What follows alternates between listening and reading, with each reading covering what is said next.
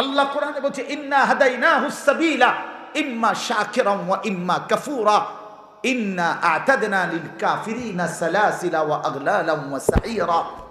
আল্লাহ বলে বান্দা আমি তোমারে পথ দেখাইছি কোরআন দ্বারা, সুন্নাহ দ্বারা, উলামা দ্বারা, নবী দ্বারা, রাসূল দ্বারা। আমি দেখেছি তুমি আমার অনুগত না অবাধ্য। মনে রাখো অবাধ্য হও তো আমি হাসরের ময়দানে তোমার জন্য আগুনের শিকল, বেরি এবং জাহান্নামের আগুন রেডি রাখছি। এই কথাটা শেষ শুনেন, এইভাবে শুধু আপনি দেখেন তাহলে বুঝবেন। হাসরের ময়দানে আল্লাহর কসম, কোরআন শরীফে সূরা ইয়াসিনের মধ্যে আছে ইন্না জাআলনা ফি আনাকিহিম আগলালান ফাহিয়া ইলাল আযকানি ফাহুম মুকমাহুন। এটা সূরা ইয়াসিনের আয়াত কিনা? এটার অর্থ কি জানেন? এই অর্থটা দেখাইতেছি। হাসরের ময়দানে নাফরমান পাপীকে ফেরেশতা এইভাবে দুই হাত পিছনের দিকে দিয়া বাইধা এই থুতনির নিচে এই অংশ দিয়ে এইভাবে ঠেলা দিয়া, ধাক্কা দিয়া, এইভাবে জাহান্নামের শিকল বেরি দিয়া বাইন্ধা দিবে। আল্লাহর কসম, এইটাই এই সূরা ইয়াসিনের এই আয়াতের অর্থ। এই বেঈমান আর লক্ষ কোটি বছরে কোনোদিন আর নিচের দিকেও চাইতে পারবে না। কারণ নিচের দিকে চাইবে কি দিয়া? এটা দিয়ে তো ঠেলা দিয়ে রাখছে উপরের দিকে। এইটা অর্থ, এটা ফাহুম মুকমাহুন। আর কোনোদিন চোখ নামাইতে পারবে না নিচের দিকে। হযরত আবু দারদা রাদিয়াল্লাহু তাআলা আনহু এক সাহাবী ছিলেন। উনি বলছেন, হে জাতি, হে উম্মত, হে নবীর উম্মত, আজকে হাত উঠাও, আজকে উপরের দিকে হাত উঠাও ইমানদার। এখন যদি হাত উঠাও তাহলে দুই হাত উঠাইলে নিয়ত বাঁধা হবে, নামাজ পড়া হবে, আখেরাতে জান্নাত মিলবে। নয়তো নাফরমান বেনামাজি, এই মনে রাখিস তোর দুই হাত ফেরেশতা উঠাবে। তুই তো উঠাইলি না, নিজে বেঈমান, তো ফেরেশতা তোর দুই হাত উঠাইয়া পিছন দিকে বান দিয়া তোরে এমনে ধাক্কা দিয়া বাইধা দিবে আর অনন্তকালের জন্য জাহান্নামে লাথি মাইরা ফেলায় দিবে। অপেক্ষা করো, অপেক্ষা করো। শেষ কথা, বেডি চাও, কোনো অসুবিধা নাই। মোবাইলে মানুষের বেডি দেখো, চরিত্র নষ্ট করে ফেলো, আখলাক বরবাদ করে ফেলো। দেখবে একদিন দেখতে দেখতে কবরে চলে যাইবা। এই হাসি থাকবে না, এই রঙে রসের দুনিয়া থাকবে না, আমারও না আপনারও। ঠিক কিনা বলে? খালাস, চলেন আমরা ফিরতে চেষ্টা করি, নিজেকে বদলাই, আখিরাতের ফিকির করি, কবরের ফিকির করি। যুবকেরাও, বয়স্করাও, নারীরাও, পুরুষরাও বলেন ইনশাআল্লাহ। এই সমস্ত নাফরমানির পরিণতি আইসো কবরে বান্দা, একদম প্রথম ঘন্টায়, প্রথম মিনিটেই আমি আল্লাহ বুঝায় দেব আমার শাস্তি কি জিনিস। আইসো বান্দা। ভাত খাওয়াইছি দেখে মনে করছে আমি কিছু কইতাম না। হ্যাঁ, দুনিয়াতে মাতছি না, তুমি মনে করছো আল্লাহ তো মনে এই রুমে। আল্লাহ বলছে না না, তুমি শোনো নাই আমি রহমান। তা আবার তুমি এটাও শোনা উচিত ছিল আমি কাহ্হার। আমি যেমন গাফফার, আমি তেমন কি কাহ্হার। আমি যেমন খুব ক্ষমাশীল, আমি তেমন প্রচন্ড প্রতিশোধ গ্রহণকারী। আজিজুন যুনতিকাম। যুনতিকাম অর্থ হলো আল্লাহ তাআলা বলেন আমি মহা শক্তিশালী, আজিজ এবং প্রতিশোধ গ্রহণকারী। তুমি আমারে কি ভাবছো বান্দা? আমার প্রতি লোকমা ভাতের হিসাব নেব আমি, প্রতি ঢোক পানির হিসাব নেব, প্রতিটা নিঃশ্বাসের হিসাব নেব, প্রতি বিন্দু জাররা জাররা। সুম্মা লাতুসআলুন্না ইয়াওমাইদিন আনিন নাঈম। আমার দেওয়া প্রতিটা নেয়ামত বান্দা আমি হিসাব নেব। কি ভাবছো তুমি 60 বছর এমনি এমনি দিছিলাম? এত সুন্দর যৌবন আমি এমনি এমনি দিছিলাম? হায় নওজোয়ান, কিশোর তরুণ নওজোয়ান, তুমি মনে করছো এই জিন্দেগি আল্লাহ তোমারে মোবাইল টিপতে দিছিল? নাফরমান, সারা রাত উলঙ্গ ছবি দেখতে দিছিল, নর্তকী দেখতে দিছিল? হাইওয়ান, কে তোমারে শিখাইলো? মা কে তোমার? বাবা কে? তোমার কোনো ধর্ম নাই, তোমার কোনো আল্লাহ নাই। কোন মুসলমানের বাচ্চা, মুসলমানের সন্তান এত বড় নাফরমান কিভাবে হয়? 365 দিনে 1 বছর খোদার এই হাইওয়ান 16 বছর বয়স, কোনোদিন ফজরের নামাজ পড়ে না, অথচ বাপও আছে ঘরে, মাও আছে ঘরে। এত বড় জানোয়ার, এত বড় হাইওয়ান, এত বড় চতুষ্পদ জন্তু মুসলমানের ঘরে কেমনে হইল বলেন মিয়া? এক তো হইল ভুল হইছে, এক তো হইল হোঁচট খাইছে। 3 মাসে 9 মাসে আজকে আমার জামাত ছুটে গেছে, আজকে আমি 1 রাকাত পাইছি না, এটা তো হইতে পারে। কিন্তু এভাবে লাগাতার 30 বছর একজন মুসলমান মিথ্যা বলে, 30 বছর একজন মুসলমান সুদ খায়, 30 বছর বুঝি একজন মুসলমান গালি দেয়। কি মিয়া কোন? এটা ইনসাফের কথা বলেন, কথা বলেন না, এটা বিবেকের কথা এটা মিয়া? 30 বছর বুঝি একজন মুসলমানের ঘরে প্রতিদিন রঙিন টেলিভিশন চলবে, বউ বাচ্চা প্রতিদিন নাচ গান দেখবে, এটা জীবন? এটা মুসলমান? আল্লাহকে এভাবে ভুলে যায় মানুষ, রসুলকে এভাবে ভুলে যায় মানুষ, আখিরাতকে এভাবে ভুলে যায়। আস্তাগফিরুল্লাহ, আস্তাগফিরুল্লাহ। মাওলানা সাহেব কথা বলছি আপনাদেরকে, এই অল্প কথায় উনি বলছে আপন মা বাপ সন্তানকে বেঈমান বানায় দেয়। আপনি তো আপনার সন্তানকে বেঈমান বানায় দিলেন মিয়া। এই নাফরমান আপনার ঘরে ঘুমায়া, এই হাইওয়ান কোনদিন ফজরের নামাজ পড়ে না, এই অসভ্য সন্তান আপনি তারে ঘুমাইতে দিলেন কেন? এই জিন্দিগির কি অর্থ আছে মিয়া? জীবন মানে শুধু সোফা? জীবন মানে শুধু খাট? এটাই জীবন? একটা মানুষের বয়স 60 বছর, এবার হিসাব দেয় 1 সেট সোফা, 6টা চেয়ার, একটা ডাইনিং টেবিল, 2 আলমারি, 4খান খাট, 1 ডজন কাঁচের প্লেট, 4টা নুনের বাড়ি। এডি হলো এবার কামাই, এই 60 বছরের কামাই। 3 ফুট বিদেশ, 4টা মাইয়া বিয়া দিছে, বাইতে 1খান বিল্ডিং করছে, 2 রুম, 2টা বাথরুম, ভিতরে টাইলস লাগাইছে, খালাস শেষ বাবা।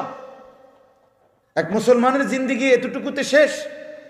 কথা বলেন না কেন? তো কি হিসাব দিলেন, কি হিসাব মিলাইলেন? আখিরাত কোথায়? কবর কোথায়? পরকাল কোথায়?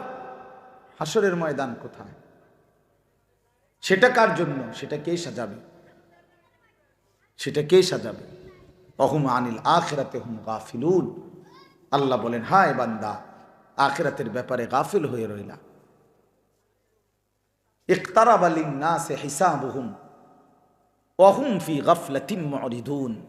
আল্লাহ বলে, বান্দা হিসাবের সময় তো একদম ঘনিয়ে গেল, কাছায় গেল, আজও তো তুমি আমি আল্লাহ থেকে বিমুখ হয়ে গাফিল হয়ে রইলা। অথচ কিয়ামত তো খুব কাছাকাছি।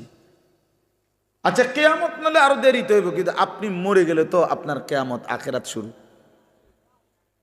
আমার পরে নইলে পৃথিবী একবারে, মনে করেন আমি মরে যাওয়ার পরে পৃথিবীর সব মানুষ চাঁদের দেশে গেছে গা, আধুনিক হইয়া সবার বাসাবাড়ি এখন চাঁদের দেশে, তো আমার কি লাভ? কথা বুঝছেননি আমার কথা? আমার কি লাভ? বাকি মানুষ বুঝছি আমি একের মঙ্গল গ্রহে গেছে গা, যাক না, আমার ফায়দা কি? আমার বাপ এই জন্য হিসাব করা। আল কাইয়িসু মান দানা নাফসাহু। নবী সাল্লাল্লাহু আলাইহি ওয়াসাল্লাম বলেন, বুদ্ধিমান সে যে নিজের হিসাব করে। মান দানা নাফসাহু, যে নিজের হিসাব করে। ওয়া আমিলা লিমা বাদাল মাউত, এবং মৃত্যু পরবর্তীর জন্য আমল করে। মৃত্যু পরবর্তীর জন্য আমল করে, আখিরাতের ফিকির করে, সেই বুদ্ধি। আল্লাহর কসম বাপ, দুনিয়া আপনি যেদ্দূর পারেন এদ্দূর করে যান, এর বেশি দরকার নাই। আপনার পরে বাকিরা আবার করবে, আপনার পরে আপনার ফ্যামিলি থামবে না। আমার দাদা মরার পরে আমার বাপে কামাই রোজগারি বন্ধ করে নাই। আমার বাপ মারা গেছে আজকে 9 বছর আগে, তো বাবার মৃত্যুর পরে আমরা রোজগার বন্ধ করে দিছি, তো পৃথিবী তো বন্ধ হয় না। দুনিয়া তিন পুরুষ মিলাইয়াও সাজাইতে পারে বাড়ি।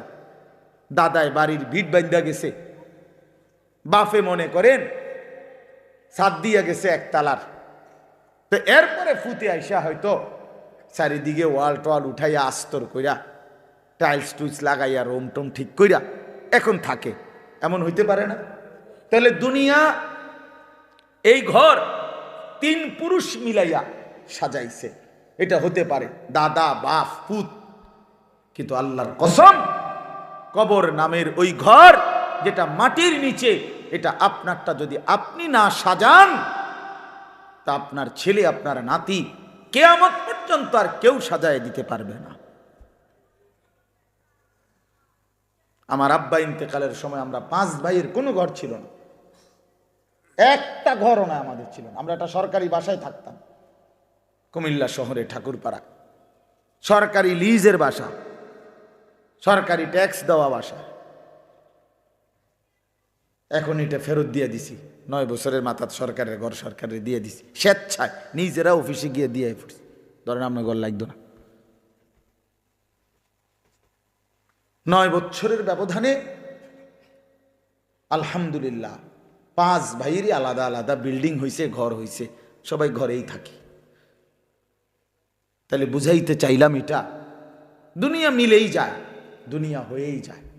যে সন্তান এতিম সেও বড় হয়ে যায়, যে সন্তান জন্মের সময় বাপকে দেখে নাই, একদিন সেও বড় হয়, বাড়ি করে, ঘর করে, বিয়া করে, বাচ্চা কাচ্চা হয়, উপার্জন করে। দুনিয়া আমনের লাগে আটকাইবে না, আখিরাত আটকায় যাবে, কবর আটকায় যাবে।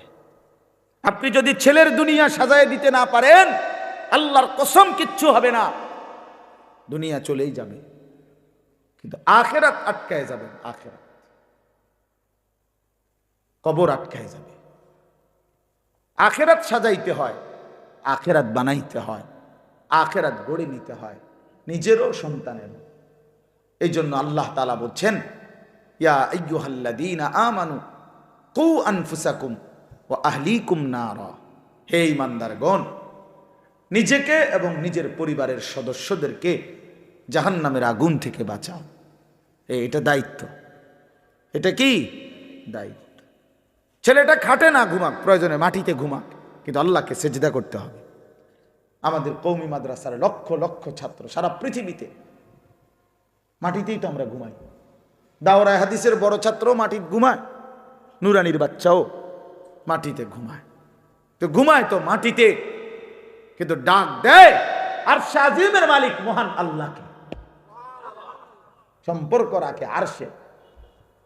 ঘুমায় জমিনে, ঘুমায় জমিনে। খামখেয়ালি মনে করছেন একটা বাচ্চা 2 রাকাত নামাজের সমস্ত নিয়ম কানুন শিখাইছে?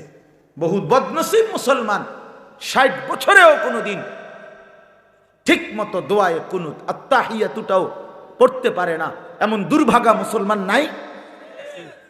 তাহলে সেই মুসলমানকে জিজ্ঞাসা করেন, বাপ 60টা বছরে এই মালিকের জমিনে কি পরিমাণ ভাত খাইলা, কি পরিমাণ আলো বাতাস, মালিকের এত বড় সৃষ্টি জগৎটা তুমি ভোগ করলা, তোমার দেহের সমস্ত অঙ্গ ভোগ করলা, বিনিময়ে সেই মালিকের নামটাও ঠিক মতো লইতারো না।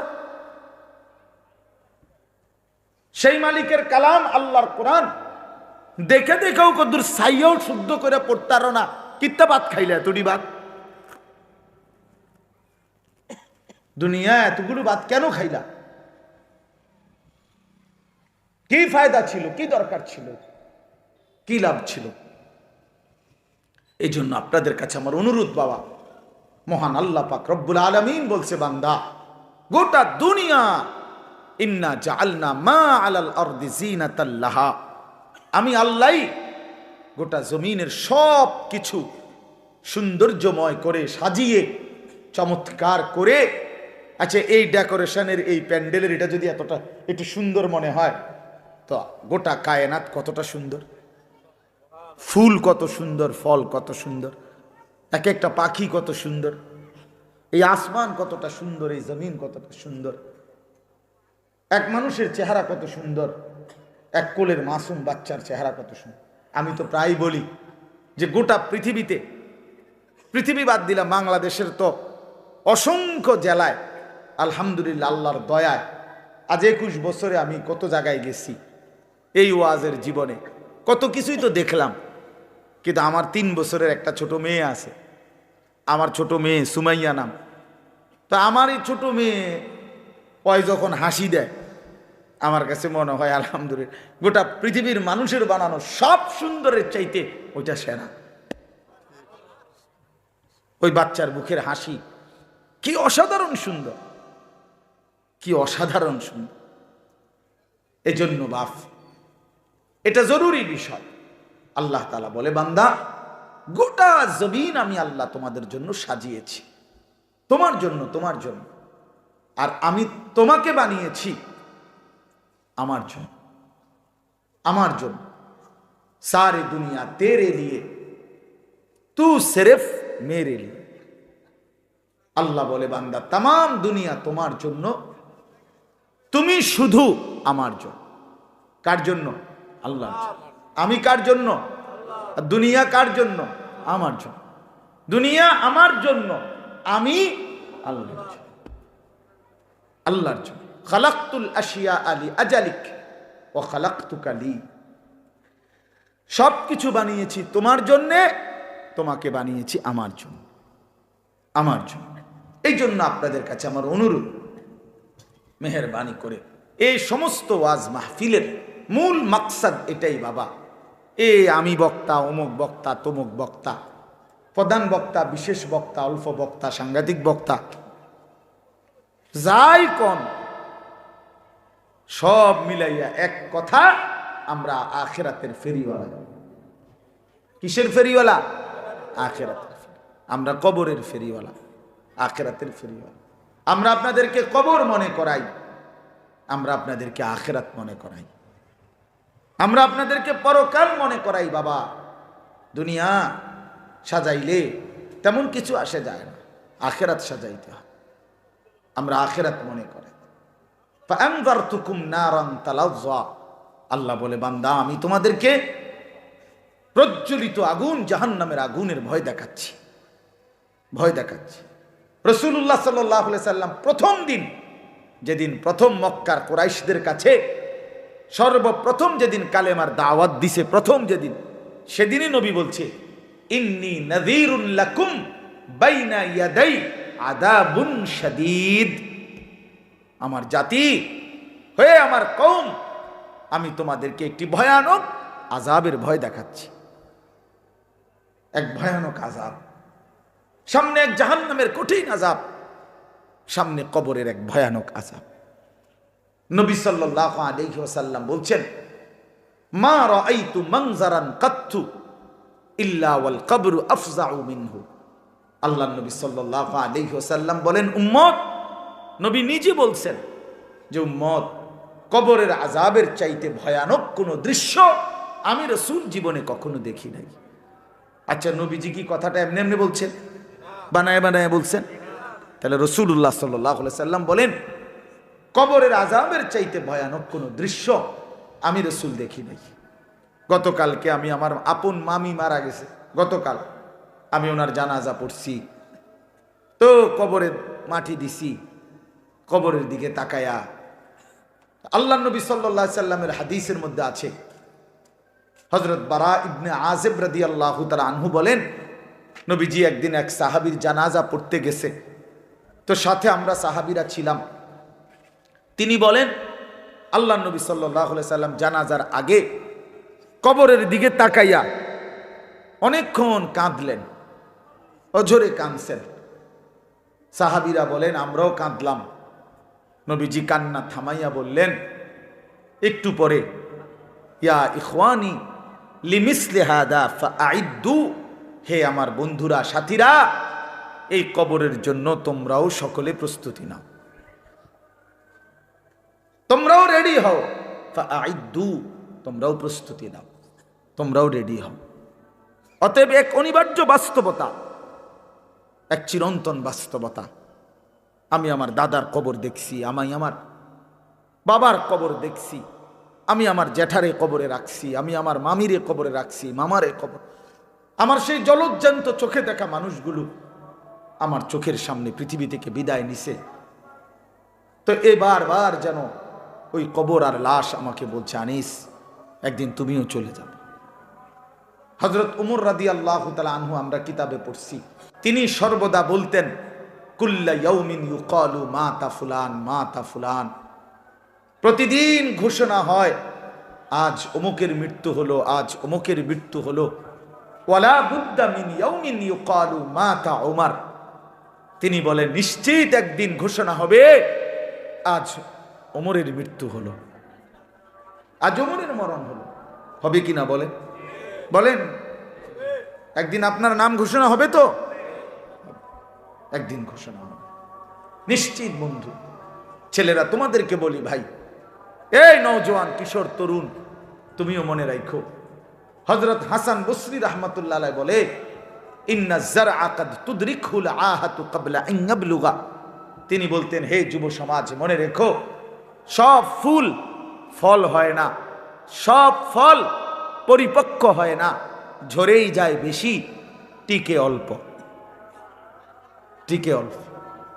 এজন্য যে গাছে আম গাছে মুকুল বের হয়, তো সেই সবগুলো ফুল আম হয় না, হয় যেতগুলো আম হয় ছোট ছোট সেগুলো পূর্ণ বড় পাইকা পূর্ণ পর্যন্ত যায় না, না ঝরেই যায় বেশি। কি যায় বেশি? মানে তিনি বলতেন যে যুবক, এ কালকে আমার বাড়িতে মামির যখন জানাজা পড়ছি, জানাজার পরে আমাকে পুরা আত্মীয় স্বজন আসছে নানার বাড়িতে, তা আমার মেজো খালা বাইচা আছেন বয়স্ক, তো সবাই বলতেছে যে এই খালা গায়ে আর বুড়া শেষ মুরব্বী আছে একজনই, অথচ বাড়িতে কমপক্ষে 50 জন তখন কিশোর তরুণ যুবক যুবতী আছে।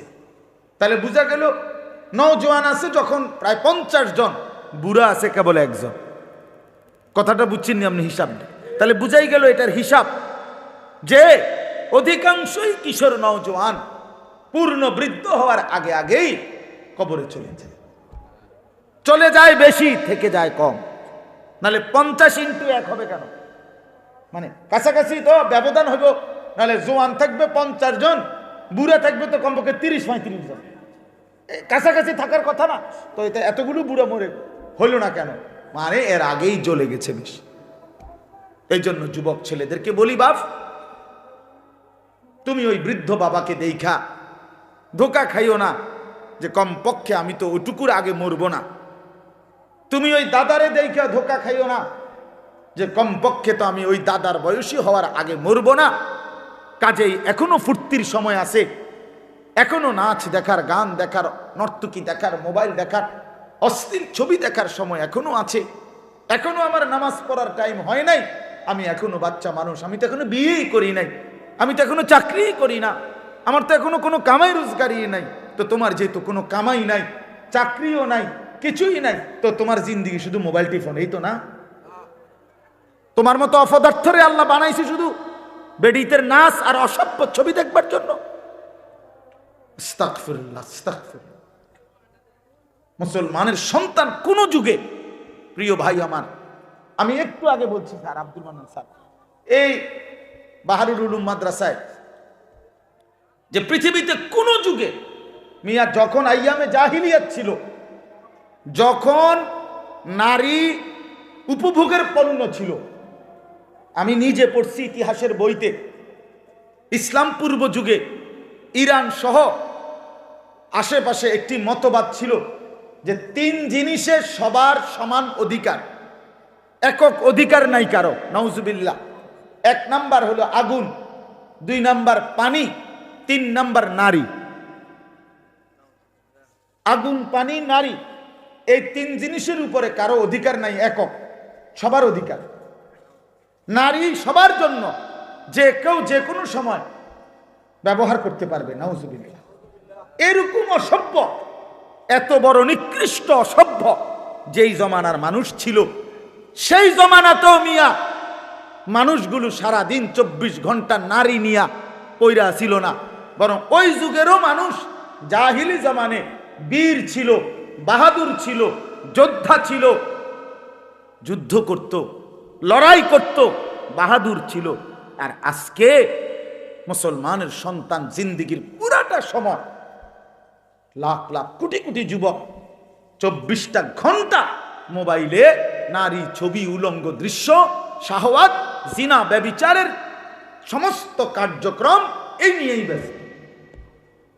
এত বেশি নারীর আসক্তি আর কোন যুগে ছিল না। নারীর অসভ্যতা এত বেশি ছিল না রে ভাইয়া। তোমরা আজকে ভুল করছো, তোমরা ছেলেরা ভুল করছো। তোমরা ছেলেরা খুব বেশি মজা পাইয়া লাইছো মোবাইলে, তোমরা ছেলেরা খুব বেশি মজা পাইছো মোবাইলে। প্রিয় বন্ধু আমার, ছেলেরা আমার, এটা তোমাদেরকে একদিন কষ্ট দিবে।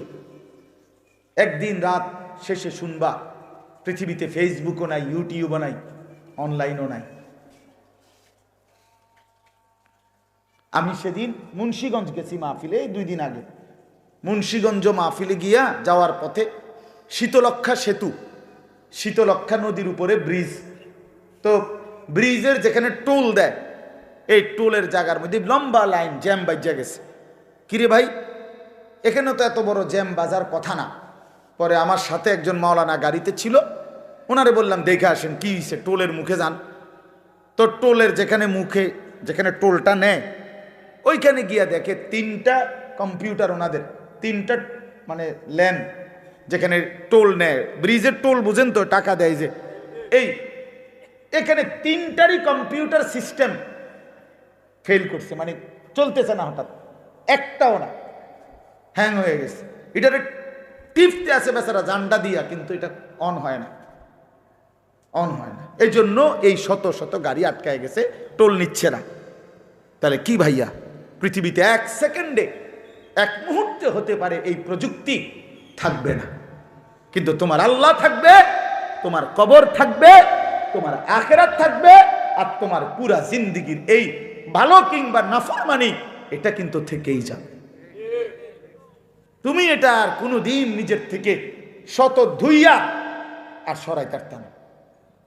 ওয়া শাহিদা আলাইহিম সামউহুম ওয়া আবসারুহুম ওয়া জুলুদুহুম বিমা কানু ইয়ামালুন। আল্লাহ তাআলা বলে, হাসরের ময়দানে বান্দা, তোমার কান, তোমার চোখ এবং তোমার সারা দেহের চামড়া, জুলুদুহুম, তোমার চামড়া পর্যন্ত আমি আল্লাহর কাছে তোমার সারা জীবনের কর্মকাণ্ডের ব্যাপারে সাক্ষ্য দিব, সাক্ষ্য দিব। এই জন্য মানুষের যে শিহরণ, শাহওয়াত, এটাও সাক্ষ্য দিব। অর্থাৎ মানুষের চামড়ার মধ্যে ফিলিংস, এই যে নারী দেখলে, ছবি দেখলে, ভিন্ন নর্তকী দেখলে মানুষের চামড়ার মধ্যে শিহরণ আসে। এইটা যে শিহরণ আসছে চামড়ার ভিতরে, যে আল্লাহ এই চামড়া এটা বলে দিবে হাসরের ময়দানে যে মালিক নাফরমান সারা রাত আমারে দেখা, এই অনুভূতি আর এই ফিলিংস তার ভিতরে কাজ করছে, হারাম। মানুষের যৌনতা চামড়ার সাথে সম্পৃক্ত, শাহওয়াত। এই জন্য যত ডাক্তার, চর্ম ডাক্তার, এত ডাক্তার যৌন রোগেরও ডাক্তার, চর্ম ও যৌন রোগ বিশেষজ্ঞ, এটা একই সাথে সম্পৃক্ত। এই জন্য আমি অনুরোধ করছি, আমার এটা আলাদা বললাম ফিকির, তোমরা ছেলেদের কাছে নষ্ট হইও না বাপ, চরিত্রহীন হইও না, চরিত্রহীন হইও না। একদিন হতে পারে তোমার মোবাইল থাকবে না, কিন্তু তোমার জিন্দিগির থেকে নাফরমানি তুমি আর আলাদা করতে পারতাম। এই নারী, এই ছবি, এই নাচ গান, এই অসভ্যতা, এই উলঙ্গপনা, এই বেহায়াপনা আর কোনোদিন তোমার জীবন থেকে তুমি আলাদা করতে পারতাম না। সেদিন আটকায় যাইবা, সেদিন কবরে কষ্ট পাইবা বাবা। কোরআন শরীফে আছে, আল্লাহ বলছে, জিনা আর ব্যভিচারের সাথে সম্পৃক্ত যারা, ইউদাআফ লাহুল আযাবু ইয়াউমাল কিয়ামা, আমি আল্লাহ কিয়ামতের দিন তাদেরকে ডবল ডবল ডবল ডবল দ্বিগুণ দ্বিগুণ শাস্তি দেব। ওয়া ইয়াখলুদ ফীহি মুহানা, এবং তাদেরকে বেইজ্জতি করে, লাঞ্ছিত করে চিরস্থায়ী জাহান্নামে ফেলে দেব। আল্লাহ আমাকেই মাফ করে দেন। এজন্য প্রিয় ভাই আমার, আমাদের মূল ফিকির এই কথাটাই বুঝানো, আখিরাত।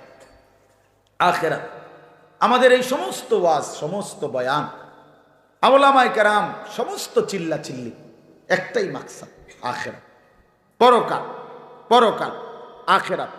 এই পৃথিবী একদিন, এই তর্জমাটা শুধু শুনেন, এই কথা শেষ।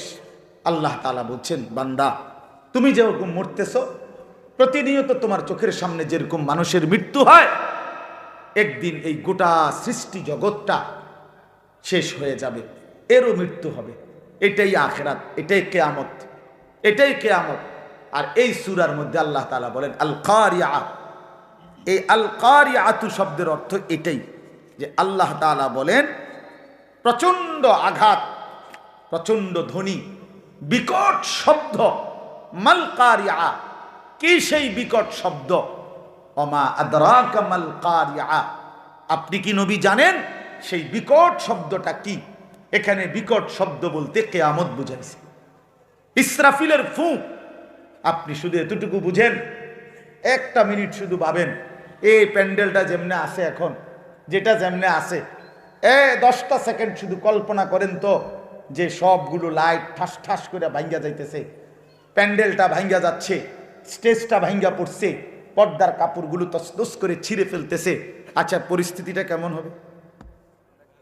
এইবার ভাবেন তো, আসমান ভাঙতেছে, পাহাড়গুলো উঠতেছে তুলার মতো, সাগর নদীর পানিগুলো টকবক করে উতরাইতেছে, তারকারাজি কোটি কোটি খসে খসে পড়ছে, গোটা সৃষ্টি, গোটা কায়নাত ভেঙে চুরে ধ্বংস হয়ে যাচ্ছে। মালিক বলে, বলো না বান্দা, সেই পরিস্থিতিটা কেমন হবে? সেই আওয়াজটা কেমন হবে? সেই চিৎকারটা কেমন হবে? মানুষের হাহাকার কেমন হবে? ও তারান্নাসা সুকারা, মানুষ সব মাতালের মতো ছুটবে। আল্লাহ বলছে, মা তার দুধের বাচ্চাকে ছুঁড়ে ফেলে দিবে, গর্ভবতী নারীর পেটের বাচ্চা নিজে নিজে পড়ে যাবে, নিজে নিজে পড়ে যাবে। আসমান ইদাস সামাউন ফাতারাত, চুরচুর করে ভাঙতে থাকবে। ওয়া ইদাল কাওয়াকিবুন তাসারাত, তারকারাজি খসে খসে পড়বে। তো তখন কি পরিমাণ আওয়াজ হবে, কি পরিমাণ দিক বিদিক মানুষ বেকারার হয়ে যাবে। ইয়াকুলুল ইনসানু ইয়াউমাইদিন আইনাল মাফার, লোকেরা অস্থির হইয়া বলবে, হায় পালাবো কোথায়? কাল্লা লা ওয়াজার, আল্লাহ বলে, না বান্দা, আচার কোথাও আশ্রয় নাই। জমিনের ভূমিকম্প চলছে, গোটা কায়নাত ভাঙচুর চলছে, আজ আর কোথাও ঠিকানা নাই। ইলা রব্বিকা ইয়াউমাইদিনিল মুস্তাকার, আজ কেবল হাসরের ময়দানে তোমার রব আল্লাহর কাছেই কেবল ঠিকানা, আর কোথাও না। আগামীর গন্তব্য আখিরাত, আগামীর গন্তব্য হাসরের মাঠ। হাসরের মাঠ, মানুষগুলো সব বিক্ষিপ্ত হয়ে যাবে। তো এইটা আল্লাহ বলেন আল কারিয়াতু মাল কারিয়া, এই প্রচন্ড বিকট শব্দ আপনি কি জানেন বন্ধু সেটা কি? সেটা কিয়ামতের শব্দ। সেটা ইসরাফিলের ফু দিলে এই সৃষ্টি জগৎ যে ভেঙে যাবে, কিয়ামত হবে, তার আওয়াজ আপনারা সহজে বুঝবেন। কোন রাস্তায় যদি ট্রাকের চাক্কা ব্রাস্ট হয়, আওয়াজটা ভিন্ন হয়। ট্রাকের চাক্কা ব্রাস্ট হলে বোঝা যায়, এত জোরে আওয়াজ যে এটা কিসের চাক্কা ব্রাস্ট হয়েছে, এরকম বিকট শব্দ। আল্লাহ তাআলা বলেন, এই ইসরাফিল ফু দিলে জমিনে ভূমিকম্প শুরু হবে, আর ঠাস ঠাস করে চারিদিকে যখন ভাঙতে শুরু হবে, ইয়াউমা ইয়াকুনুন নাসু কাল ফারাশিল মাবসুস, মানুষগুলো তখন বিক্ষিপ্ত পতঙ্গের মতো ছুটাছুটি শুরু করবে। অর্থাৎ এটার তাফসিরে লিখছে, এই যে লাইট, আগুন, বাতির সামনে ছোট ছোট সাদা যে পোকা, উলু, এই উলু এগুলা যেরকম চারদিক থেকে উইরা উইরা আইসা নিজে নিজে পইরা মরে যায়। আল্লাহ তাআলা বলছে কাল ফারাশিল মাবসুস, অর্থ হলো মাবসুস মানে বিক্ষিপ্ত, এলোমেলো। ফারাশ মানে হলো এই পতঙ্গ, এই উলু পোকা। এই উলু পোকার মতো বিক্ষিপ্ত চারদিক থেকে মানুষগুলো ছুটাছুটি করবে, যে যারে পায়রা ধাক্কাইয়া ছুটা সামনের দিকে বাঁচার জন্য ছুটতে থাকবে। আল্লাহ বলেন, যে যেখানে পড়ে যাবে সেখানেই তার মৃত্যু হয়ে যাবে। ওয়াতাকুনুল জিবালু কাল ইহনিল মানফুশ, আপনারা তুলা, ওই যে লেফ তোষক বানাইতে যে তুলা ধুনায়, এটা জানেননি? আগে তো বাঁশ দিয়ে দিয়ে পিটটা পিটটা লাঠি দিয়ে ধুনাইতো, এখন মেশিন দিয়েও ধুনায়, মানে এটারে আগে রিপেয়ারিং করে, এরপরে লেফ তোষক বানায়। তো এই তুলারে যখন ধুনায় তখন কিন্তু তুলা একদম আলাদা আলাদা থাকে, তখন একটু বাতাস লাগলেই তুলাটা কি করতে থাকে, উঠতে থাকে। তো আল্লাহ তাআলা বলেন, ইসরাফিল ফু দিলে গোটা জমিনের ভূমিকম্প যখন শুরু হবে, মানুষ যেরকম ছুটবে, সমস্ত পাহাড়, এই উঁচা উঁচা পাহাড়গুলো এই ধুনিত, ওই ধুনানো তুলা যেরকম উড়ে, এরকম পাহাড়ের মাটিগুলো এভাবে উঠতে থাকবে। আর এভাবেই একদিন আল্লাহ বলেন কায়নাত শেষ করে যাবে, হাসরের মাঠ কায়েম হবে। ফাআম্মা মান সাকুলাত মাওয়াজিনুহু, আর সেই হাসরের মাঠে যার আমল নামা নেকির পাল্লায়, আরে মিজানের পাল্লায় রাখলে নেকি যার ভারী হবে, নেকির পাল্লা যার ভারী হবে ঈমান এবং আমল তাকওয়া, ফাহুয়া ফি ঈশাতির রাদিয়া, সে অনন্তকালের সুখের চির সন্তুষ্টির জান্নাতেই বসবাস করবে।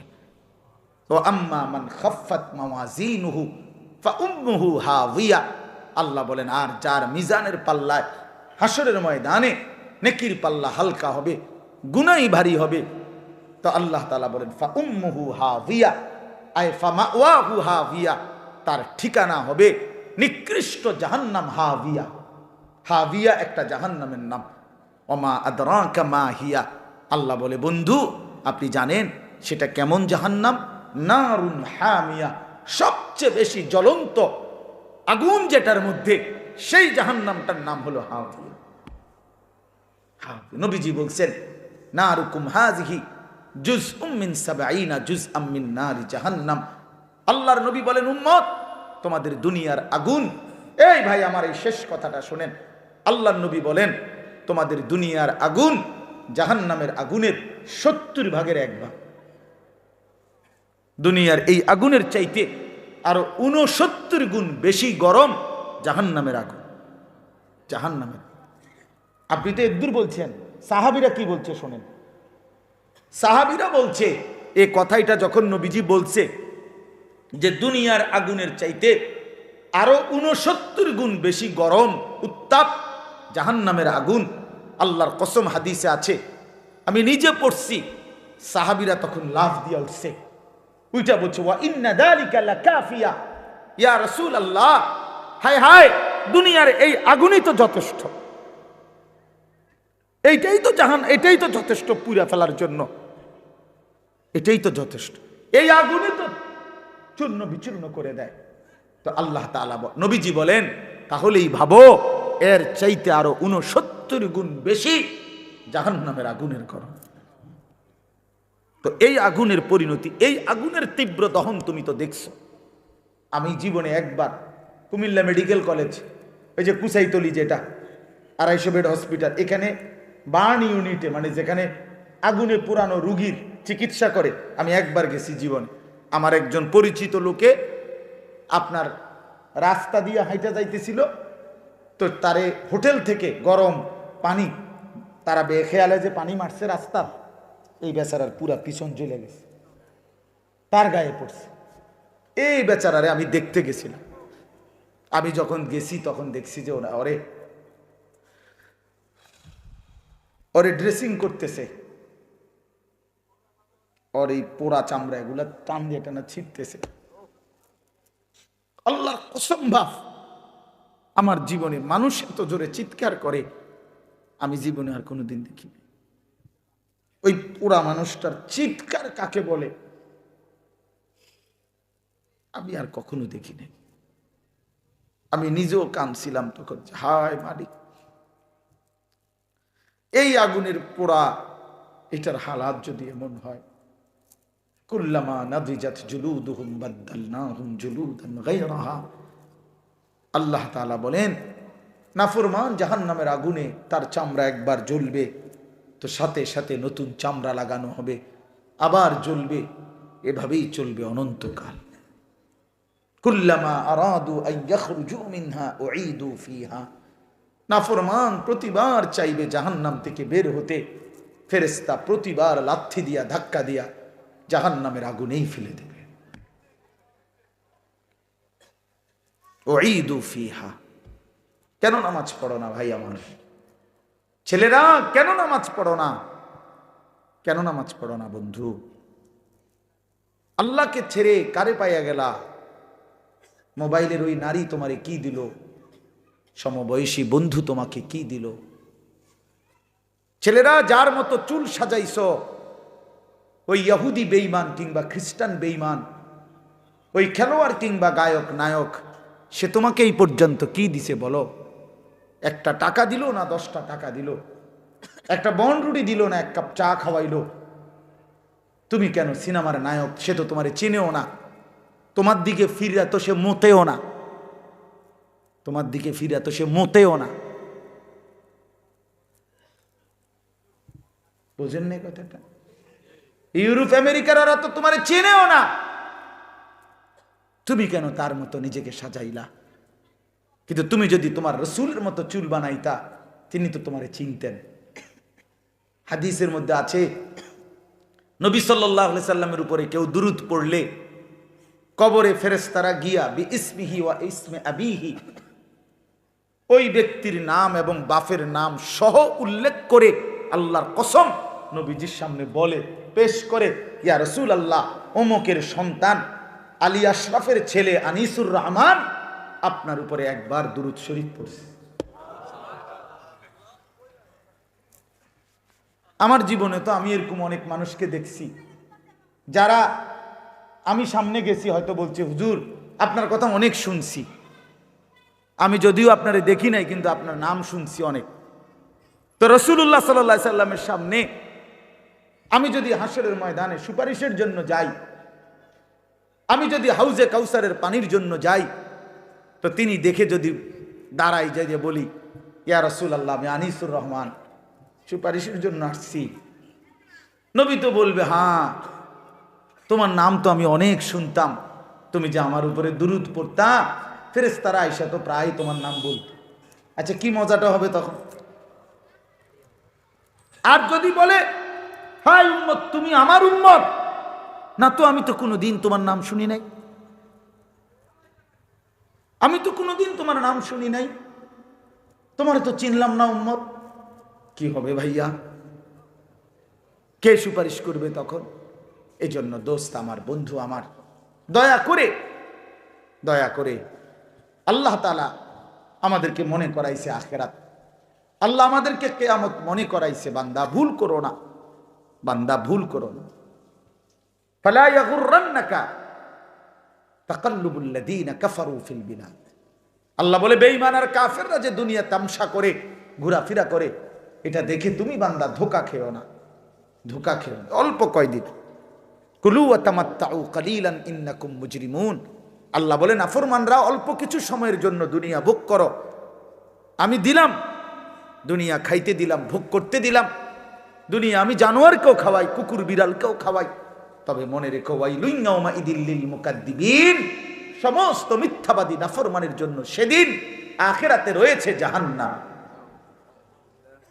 ওয়াদারনি ওয়াল মুকাদ্দিবিনা উলিন নি'মাতি ওয়া মাহিলহুম কালিলা। আল্লাহ বলে, নাফরমান, মিথ্যাবাদী, বেঈমান, কিছু সময়ের জন্য তোরে সুযোগ দিলাম, দুনিয়া ভোগ কর, তবে মনে রাখিস, ইন্না লাদাইনা আনকালাম ওয়া জাহিমা, আমার কাছে আখিরাতে আগুনের শিকল আর জাহান্নামের আগুন রেডি আছে।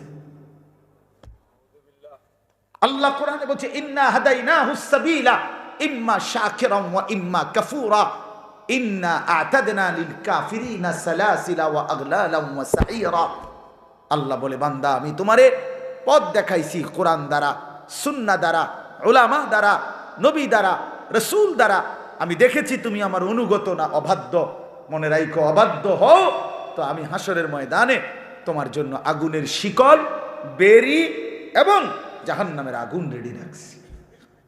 এই কথাটা শেষ শুনেন, এইভাবে শুধু আপনি দেখেন তাহলে বুঝবেন। হাসরের ময়দানে আল্লাহর কসম, কোরআন শরীফে সূরা ইয়াসিনের মধ্যে আছে, ইন্না জাআলনা ফি আনাকিহিম আগলালান ফাহিয়া ইলাল আযকানি ফাহুম মুকমাহুন। এটা সূরা ইয়াসিনের আয়াত কিনা? এটার অর্থ কি জানেন? এই অর্থটা দেখাইতেছি। হাসরের ময়দানে নাফরমান পাপীকে ফেরেশতা এইভাবে 2 হাত পিছনের দিকে দিয়া বাইধা, এই থুতনির নিচে এই অংশ দিয়ে এইভাবে ঠেলা দিয়া, ধাক্কা দিয়া, এইভাবে জাহান্নামের শিকল বেরি দিয়া বাইন্ধা দিবে। আল্লাহর কসম, এইটাই এই সূরা ইয়াসিনের এই আয়াতের অর্থ। এই বেঈমান আর লক্ষ কোটি বছরে কোনোদিন আর নিচের দিকেও চাইতে পারবে না, কারণ নিচের দিকে চাইবে কি দিয়ে, এটা দিয়ে তো ঠেলা দিয়ে রাখছে উপরের দিকে। এইটা অর্থ এটা, ফাহুম মুকমাহুন। আর কোনো দিন চোখ নামাইতে পারবে না নিচের দিকে। হযরত আবু দারদা রাদিয়াল্লাহু তাআলা আনহু এক সাহাবী ছিলেন। উনি বলছেন, হে জাতি, হে উম্মত, হে নবীর উম্মত, আজকে হাত উঠাও, আজকে উপরের দিকে হাত উঠাও ইমানদার। এখন যদি হাত উঠাও তাহলে দুই হাত উঠাইলে নিয়ত বাঁধা হবে, নামাজ পড়া হবে, আখেরাতে জান্নাত মিলবে। নয়তো নাফরমান বেনামাজি, এই মনে রাখিস তোর দুই হাত ফেরেশতা উঠাবে। তুই তো উঠাইলি না, নিজে বেঈমান, তো ফেরেশতা তোর দুই হাত উঠাইয়া পিছন দিকে বান দিয়া তোর এমনে ধাক্কা দিয়া বাইধা দিবে, আর অনন্তকালের জন্য জাহান্নামে লাথি মাইরা ফেলায় দিবে। অপেক্ষা করো, অপেক্ষা করো। শেষ কথা, বেডি চাও, কোনো অসুবিধা নাই। মোবাইলে মোবাইলে মানুষের বেডি দেখো, চরিত্র নষ্ট করে ফেলো, আখলাক বরবাদ করে ফেলো, দেখবে একদিন দেখতে দেখতে কবরে চলে যাইবা। এই হাসি থাকবে না, এই রঙের রসের দুনিয়া থাকবে না, আমারও না আপনারও, ঠিক কিনা বলে? খালাস, চলেন আমরা ফিরতে চেষ্টা করি, নিজেকে বদলাই, আখিরাতের ফিকির করি, কবরের ফিকির করি। যুবকেরাও, বয়স্করাও, নারীরাও, পুরুষরাও বলেন ইনশাআল্লাহ। দিন শিখেন, সন্তানকে মাদ্রাসায় পড়ান, আল্লাহর কোরআন শিখান, রাসূলের হাদিস শিখান, আখিরাতের ফিকির শিখান। বিশেষ করে আবারও বলছি, নিজের স্ত্রী, ছেলে মেয়ের ঈমান, আমল, আখলাক, চরিত্রের উপরে নজর রাখেন। এটা বড় কাজ। ইমানদারের কাম হইল খাট পালং না, সোফা না। কেবল আমগো কাছে দোয়া চায়, হুজুর ছাদ ডালাই, খাস করে দোয়া করে দেওয়া, ছাদটা ডালাই রবিবার, ছাদ ডালাই। ছাদ ডালার কি খাস দোয়া কি? আবার কথা বলেন না কেন? ছাদ ডালার খাস দোয়া কি? হুজুর মোটর সাইকেলটা কিনছি, দোয়া করে দে। কিতাব মোটর সাইকেল যাতে তুই মাথা তালগি দিয়ে নিতে পারস নাকি? কি দোয়া? মোটর সাইকেলের দোয়া। দোকান দিছি দোয়া, একটু পরে হুজুর আপনার গো দোয়া, একটু খাস দোয়া করে দেন দোহান্ডাত। একটু পরে এই রঙিন টেলিভিশন চালামু, হ্যাঁ, হিন্দি সিনেমা, নর্তকী নাচবে, যাতে কারেন্ট না যায়, কাস্টমার না যায়, কাস্টমারের যেন হুতা দিয়ে বান্ধিয়ে রাখতে এটার ভিতরে। একটু খাস দোয়া করে দেন। হুজুরে খাস দোয়া করে বাইর হয়, নাফরমানে টেলিভিশন কি করে দেয়। হায় হায় নাফরমান, আল্লাহর সাথে এত বড় তামসা কেমনে করলি? আল্লাহর সাথে এত বড় তামসা কেমনে করলি? কলজা এত বড় সাহস কেমনে হইল আল্লাহকে বৃদ্ধাঙ্গুলি দেখাইল? আল্লাহ ওই যে একটু আগে দোয়া করাইছে, আপনি মনে করছেন হেসা? হ্যাঁ, হুদ্দা হুদ্দা হুদ্দা হুদ্দা, ইডি হুদ্দা। মূল মাকসাদ টেলিভিশন, বেচা কিনা চলবো তো টেলিভিশনের রূপে।